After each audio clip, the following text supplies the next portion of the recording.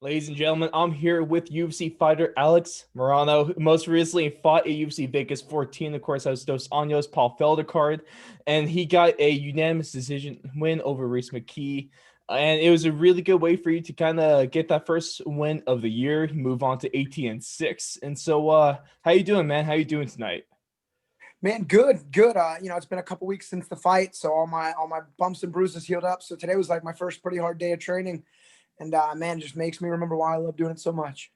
That's amazing. Yeah, I know you look like you healed up well, not super bloodied or stitched or anything. So you're looking great, man. Better Yeah, than it the. was mostly my hands that were beat up. So like my right hand especially is good enough to grapple now. So Mhm. kind of back on track. Yeah, yeah, you probably hurt your hand by beating the hell out of him that whole fight. That was that was a good fight. If we want to talk about that real quick, so because especially the crazy thing is your first fight this year was back in February, of course, at the UFC 247 card that was Reyes and Jones with all that fun stuff. But I'm sure you might notice a bit of a difference because back then we're actually normal, we had crowds and all that. Now we're in the UFC Apex, which is almost a silent. So what was that whole difference like? So not only what was the fight in February with crowds, it was in Houston, Texas, and I'm from Your Houston. hometown, man. I mean, everyone that place was crowded. That was a good fight card too.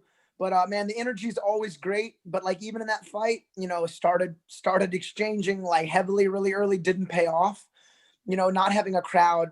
Right before my walkout music comes on, I'll go into this like this is my last moment on earth. I'm about to die. Go to like fight and battle with some fury, and I had those thoughts, and then I heard my walkout song, and it was time to make the walk. And I told myself, I was like, I'm gonna try to show a master class of striking, because like I promised my coaches that I would be patient and Mhm. technical and find my range, and then I wanted to prove that to myself. So I actually really really liked the serenity of no crowds.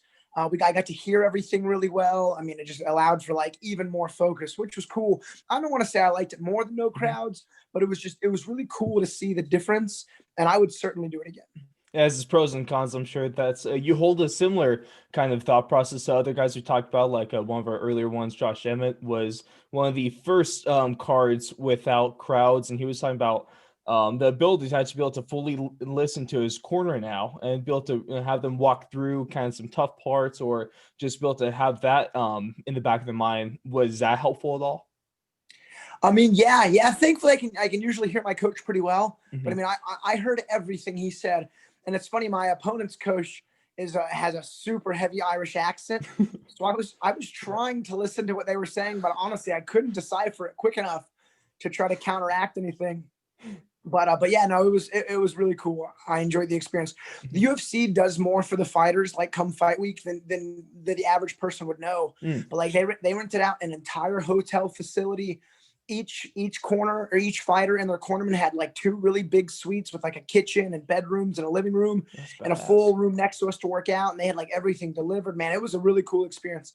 The COVID UFC fight week was like significantly more like catered and convenient than just Mhm. like having to stay at like the MGM with a per diem. That's super cool. I mean, the UFC really does hook you guys up with that. The Apex, the Performance Institute is fantastic. Yeah, really And, cool. and then also, it's even cooler how they're planning on building their own hotel on site for the fighters, which is crazy. You heard about that, right? Yeah, yeah, man, they have a big chunk of property.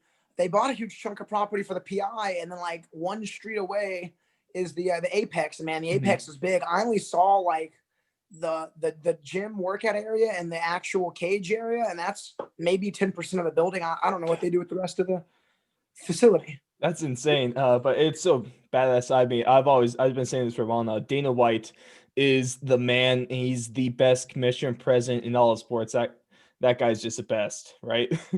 Cool. Yeah, I'm glad you're a fan, man. I like genuinely admire that guy. It's funny. My wife will often like come upstairs when I'm on my computer, and Mhm. I watch a lot of Dana White interviews, and she's like, "Why was watching Dana White?" And I'm like, "Why aren't you watching Dana White?" No, but I really admire what he's done for MMA and just like how direct he is, and man, it's cool. Like I'm happy with how much I'm getting paid. Like there's a UFC is the coolest.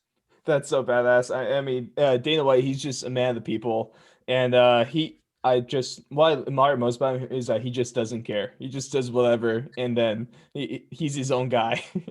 I mean, what other guy's going to be able to continue in the pandemic, put on fights every single weekend, and hell, even rent out an island in the middle of in Abu Dhabi for fights? Yeah, it's nice, man. I haven't missed a UFC card, this year. It's been cool to have something to follow. All right, man. I think we could all say that UFC's probably benefited for being one of the only shows at times, like a professional sports. So it's really cool. I mean, you as a fan, we're talking of a couple minutes beforehand that you've been a fan of this for a while. We've all been fans. So, I mean, fan and fighter. So it's probably been a great experience to be able to see the sport grow. No. And then let's talk about this. So welterweight fighter, of course, top 50 in the world. In the welterweight division is one of the best in the world, at least, especially in the UFC. It's one of the most competitive. So what's it been personally for you, like, because you've been a veteran in this company, you've been with the UFC since 2016. So what's it been like being a part of this welterweight division that has grown into one of the most talented fighting pools in the world? Man, it's cool. It's cool. I've got a decent resume. I got some like more modern guys like Nico, and then like some OG guys like Kyle Noak. It's been fun, man. I can't believe I'm going into my 4th contract with them. Going on 5 years. I really didn't have any expectations coming in, and I feel like I've just like blown what I thought I'd be able to accomplish out the water. So like I have a goal of 20 fights. That's looking very attainable. And man, I feel just like physically better than ever, which is awesome. So, once I hit fight 20, I'm going to shoot for fight 30. That's my goal: longevity and just having some fun, competitive, entertaining scraps inside the octagon. That's my goal. Hey, that's perfect. You're still a bright young age. You're only 30, so you got plenty of time ahead of you. Not another August baby too. Shout out to August. That's the best month, right? That's right. And then so there's a couple big kind of events coming up for the welterweight division. I'm sure you have your eye right on it. Most importantly, I think the thing on everyone's mind right now is in a few weeks we're gonna have number 2 Leon Edwards against number 15 now Khamzat Chimaev, the guy that's bursted brand new onto the scene and just kind of killed it. So through your eyes, especially as a fellow welterweight competitor, what do you see in that? What do you see in Hamza, and like what do you see in this fight that a lot of people are looking forward to? So man, that entire fight card is ridiculously good. A welterweight fight more important than that, in my opinion, is my boy Jeff Neal is fighting Wonder Boy. But man, Hamza, that's an underrated fight on that card, man. That's an underrated fight. I mean, and that's one of like 8 really good fights. I mean, that whole card, I cannot wait. I cannot wait for that weekend. But Hamzat's good. I've heard his like wrestling and grappling from MMA is otherworldly good. And I hear he beats like 205ers and 85ers pretty handily. But man, Leon, I'm not a fan of Leon, for the record. I do admire his accomplishments. He's on like I don't know how long of a win streak against good guys. His only loss being to Usman. And I mean, so he's good. He's good at neutralizing guys' strengths, and he's extraordinarily experienced. I don't think Hamzat's going to put him away. I think that fight's going to go all 5 rounds. And Leon Edwards does have the experience, but I do think if Hamzat wins, it's going to be by like pretty effective Russian style wrestling. I guess technically Swedish wrestling because he's from Sweden, but all the same, I hear he puts those big dudes down and controls them like in the training room pretty easily. I think the odds are weird. I think Leon should be a favorite, and I do think Leon wins the fight. But it's so interesting. He beat one guy at welterweight. He beat Reese McKee at welterweight. Yeah, the guy you just beat, and he starts him in the first round. Then he goes in and beats the next guy with the first punch. Gerald Mearshart with a 1-punch KO 19 seconds into the fight. But he only beat one welterweight, and for him to be ranked 15, I think it's just funny. Like the UFC, they're going to do what they want. But it's all about the money, right? I like the matchup because Edward, Leon's not fighting anybody. He's complaining a lot. No one really wanted to see him fight. It's a perfect kind of do or die fight for him. And then also on that fight card, Rob Font's fighting the Marlon Moraes. That's a scrap. Yes. Man, there's just even the Diego Lima, Bilal Muhammad fight's another one I'm looking forward to. I was supposed to fight Diego, and then Bilal's a welterweight. And we got Jose Aldo, Marlon Vera. Aldo and Cheeto Vera, man, that's a good one. Even Marcin Tybura versus Greg Hardy is a really fun, interesting fight. My boy Ryan Spann from Fortis is fighting that Mishka Cirkunov. That's a freaking crazy fight. Dude, Brian that whole fight Spence, card is awesome. for a fight night, man, they're really putting a lot into this. The welterweights are going to have a lot of fun with this, especially those top two fights. And then just real quick, you kind of mentioned that you didn't like Leon Edwards. Would you like to kind of go into that a little bit more? Just like attitude wise, like Mm. he's a good fighter. His Mhm. style's not particularly entertaining, but just the way he like talks about himself, and even everything with like Masvidal and like not fighting more actively. I don't know. I'm not a fan of the dude's attitude or his style of fighting That's fair. personally. Yeah, that's totally a fair point. There's a lot of people that would definitely agree with you on that. A lot of people think he's almost ducking in some ways. It's been tough because he's over on that island across the Atlantic. Kind of hard to get some stuff going, but I really do understand that sentiment with that. And so another kind of question I want to talk about, you more exploring that welterweight division. We spoke Leon Edwards, Kamaru Usman. In your opinion, is there someone that can actually dethrone Kamaru Usman right now? Yes, my boy Jeff Neal. I'm telling you, you know Jeff Neal, right? Of course. Okay, cool. Yeah. He's special. I've been training for almost 15 years. Hmm. I've mixed it up with a lot of pros, man. Like I got my experience. Jeff's one of my main training partners up in Fortis in Hmm. Dallas, and he's something special. I'm not going to give too much away, but like one, Of his course. work ethic is insane, but like his fight IQ and Mm. some of his physical attributes mixed with his technique makes for a very, very difficult fight. Like I don't care what style of fighter you are, like taking him down is hard, hitting him clean is hard. He's super fast and has crazy angles. I mean, honestly, of like the top 10 welterweights for him to fight, I think Stephen Thompson's probably the hardest because of his very unique style. Hmm. But I'm seeing Jeff make a statement against Wonder Boy, and then maybe even to get a title shot, maybe fight, numbers 2 or Hmm. 3. But it would be cool. But man, he's the man. He's just so sharp. He's got such sharp everything, Yeah. grappling, wrestling, strike, and he's quick, and he's like a physical beast. So yeah, that's man. That's it'd be one thing. I've had 11 fights in the UFC. If Hmm. I was like 10-1 or 9-2, I'd be like, oh, top 5, whatever, champion.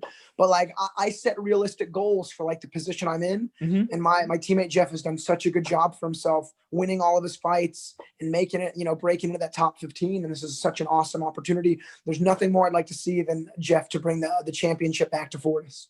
That'd be amazing. I mean, he has a remarkable opportunity ahead of him on this card. He's, of course, the number 11 ranked welterweight in the world right now. Stephen Wonderboy Thompson up there at number 5. A win here he might be able to replace Wonderboy with that number 5 spot. And that's not saying that is definitely saying something, because Thompson, you talked about his style. His karate style is a little weird and kind of funky for people to go against. And he's also just a phenomenal fighter in his own right. Also, he's just a great guy, so he's always fun Yeah, to watch, even after a fight, man. He's just I can't imagine what it's like to meet him. Give him the nicest MFer belt. that's right. I think we'll be perfect with that.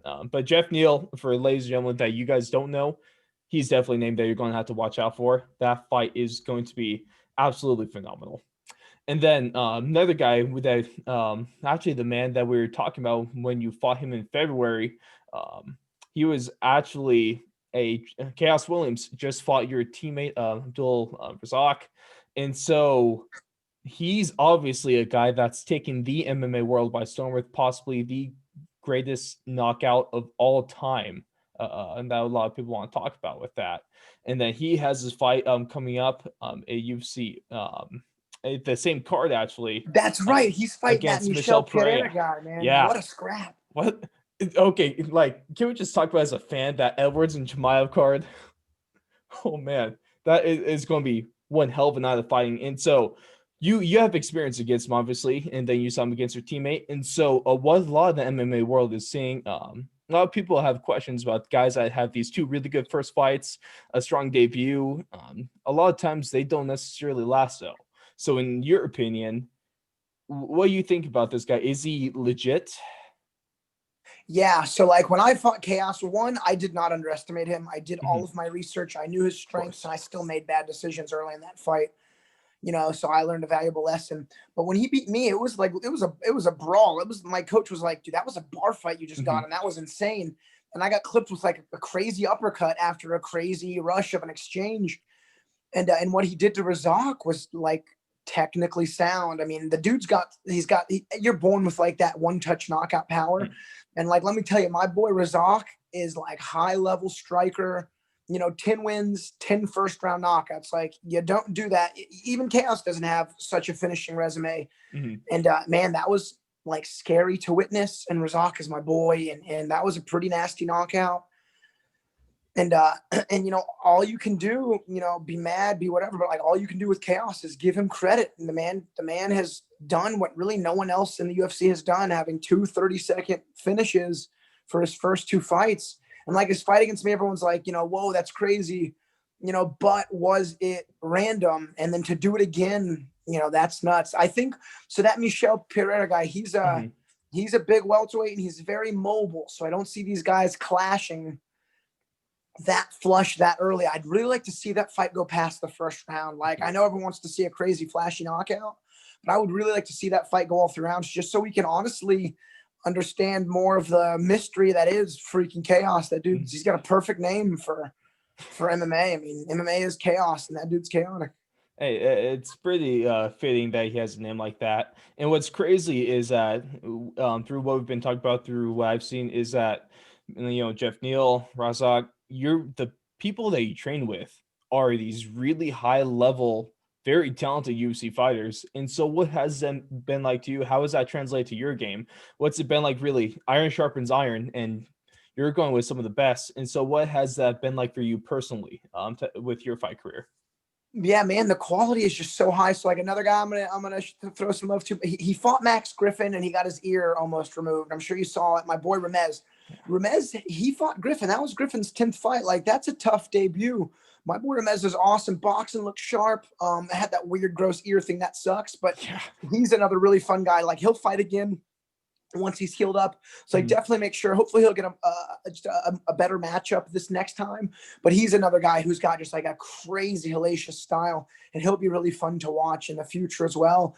But the quality is good. Like back home, I do great and have great sessions, but I win a lot of my rounds, and at Fortis, I don't win all of my rounds, and just the quality makes everything better. Like, my wrestling, more than anything, has improved tremendously. I usually rely on pretty good striking in those rounds. And the way coach has us train, I have to use my jiu-jitsu like way more aggressively, or else I have to get back up to my feet. So like, there's no time, spent in guard at all. So it's been nice. The quality has, I feel a tremendous difference. Even when I'm back home teaching and training, the guys are like, man, we understand now what it's like, the difference between like a recreational level and like a professional high level. And going to Fortis has been the best decision I've ever made for my MMA career. That's perfect. You really do just fight, or at least train with some huge names, and that is obviously going to be super beneficial. Great gym that you're a part of as well. Of course, we were talking. You have your own gym too. If you want to shout that out too.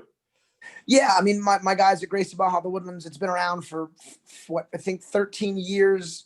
If almost 13 and a half years. A lot of those guys have been training with forever. I just got my 2nd degree on my black belt on Saturday, like a couple of days ago. Congrats to you, man. That takes years of hard work and dedication. So that's cool. Really a cool thing that you're able to accomplish. Congrats.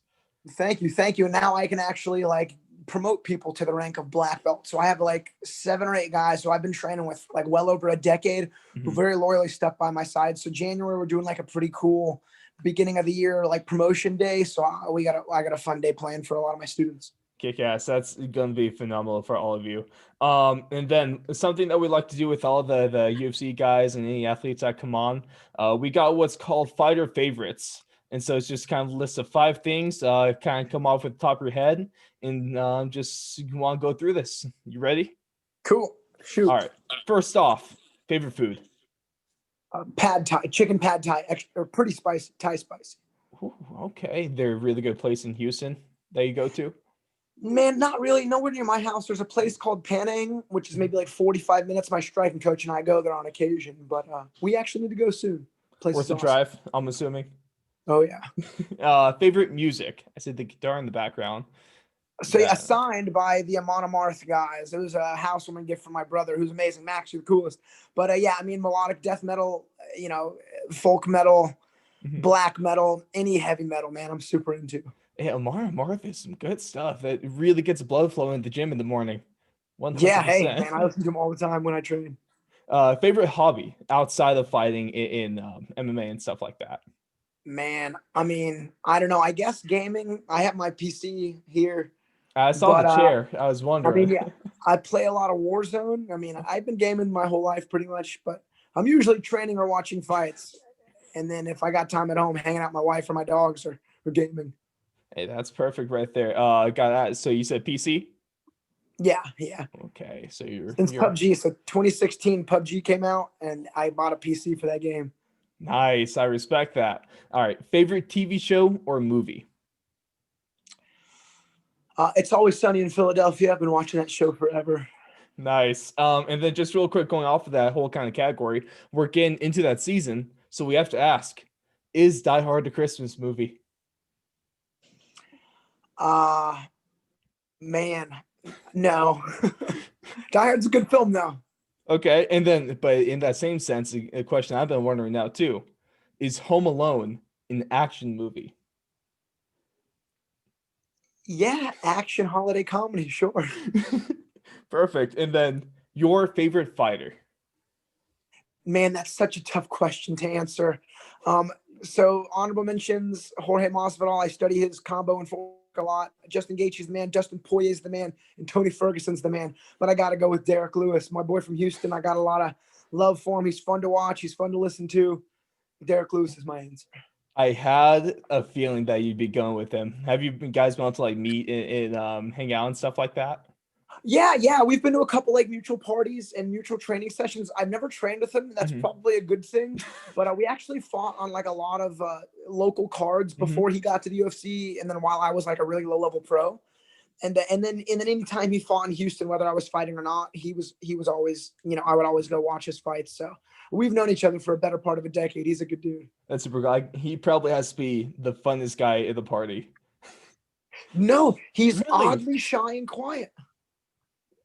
You're Like kidding. soft spoken, humble man, like you wouldn't expect. He's a unique guy, man. Derek's he's the man. He's cool, he's funny too. I would not expect a guy that would talk with Joe Rogan after a fight, take off his shorts and say my balls was hot, to be shy at the party. We learn something new every single day, and that's Yeah. amazing. That I would not guess at. And then kind of go on for this. What is going to be next for you, Alex? Do you have a next fight, a next opponent that you got circled? Do you have something coming up in the works with the UFC? What can we look forward to with you in your career? No, I never know. Anytime I have an idea of a fight in mind, they they send me a name that I never would have guessed or didn't think about. So I have no expectations. But I'd love to fight in like quarter one, late quarter one, Mhm. or quarter two of next year. I know the Venom deal is going off in April, Yep. and I'd really like to be the guy on the first card to get those fight kits. I'm a big fan of Venom. I don't spoil myself with fancy things in life, so every time I have a fight, I usually get like a whole new round of gear. And I Nice. just like a couple days ago, I have a wholesale account with Venom, so I buy all sorts of stuff from there. So it'll be really cool repping that brand to fight. Oh, that'd be badass. That's so perfect for you. I'm sure that you and a lot of other fighters share the sentiment that it's going to be improvement going back to Venom, and then just kind of being done with that whole Reebok deal that ended up being a little bit of a fiasco, especially at the beginning. You know what? True. The Reebok deal did grow on me. Mhm. I've had 11 fights with fight kits. Mhm. I have so much Reebok stuff you wouldn't believe, like a closet full, and I give away so much stuff to students and friends and family. But for the record, I like the Reebok deal, and I'm in the highest or the second highest tier of getting paid. Mhm. So I mean, I'm making decent That's sponsorship money good. now. So I mean, Reebok deal, cool in my book. Hey, that works for me. Then do you have anyone? I know you don't really have anything on the hill looking for that quarter one, but do you have anyone specific that you would like to fight, or is it just anyone they throw at you? I'd love the Diego Lima rematch just because I Mhm. did so much groundwork and studying. For whatever reason, the fight that stuck out to me, there was that Sasha Pala, Pala, Palovich, whatever he fought. Sasha Palatnikov. Yeah, I he had a actually just, it's crazy funny you fight. bring him up. We just had them on last week. Oh, no way. So, like, Yeah. all nothing but respect for the man. His Mhm. debut was madness. He got a third round TKO fight of the night. Perfect. I want to have a fight like that. So, I don't know if I want to fight him in particular. Uh-huh. That'd be awesome with all respect. But Hey, let's get you guys in communication then, huh? Man, the fact that like he had a fight like that, Mhm. and I would like a fight like that. So So, man, if so that what dude's you're down to telling me scrap it out. is that we're gonna make that fight happen, and I will be able to host one of the press conferences with you guys. So, Hey man, go for it. I'd be hey, all down for that. hey, might have to get in the way of UFC. I don't know if Dana would be okay with that, but let's see. Gotta start my own fight promotion with this stuff. But with this being said, do you have kind of the question I want to leave you with is, what do you want your impact on MMA, on your life, on the people around you? What do you want to accomplish most with your MMA career? Man, that's an awesome question.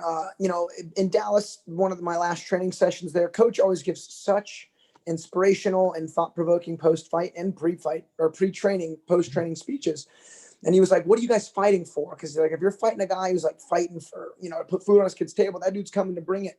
And it made me really think. And I fight like for my students. I want my students to know like their coach has been through the fire. Like everything I'm teaching them is like realistic and real. And there's a lot of bullshit martial artists and like coaches out there. And I just like that my resume is so legit. And then from a fight fan perspective, and the media is already saying it, but I want to be known for like reliably fun fights. Mm, And my ultimate goal is to get finishes that have never been done before. I have a list of 3, and I'm going to keep them secret until I achieve them. But I rep them a lot, even though they're like really wayward. But if I ever have an opportunity to pull off one of these finishing moves, I'm going to go for it. So give me up to my 30 fights. I got 19 more fights to try to make it happen. that's But I perfect. want to get some cool, flashy finishes. Can I hear a flying knee into inaugural? Is that one of them? No, so the Imanaro, I mean, you could fake one. No, but it's nothing too crazy. That's fair. It's just like certain moves that haven't finished fights in the Hey, UFC yet. Yeah, well, so I rep them. you keep saying that. I can't wait for your next fight. Then hopefully we're able to keep checking those boxes off in the next 3 fights. Don't keep us waiting. Cool. I'm gonna come to trying my best. Hey, I'm sure you are. We're no pressure. Okay, at least I feel like the goal is to win first, be flashy later. You So yeah, in talking 11 Jorge? fights, I've had no opportunities yet, but I'm trying to craft those opportunities a bit more.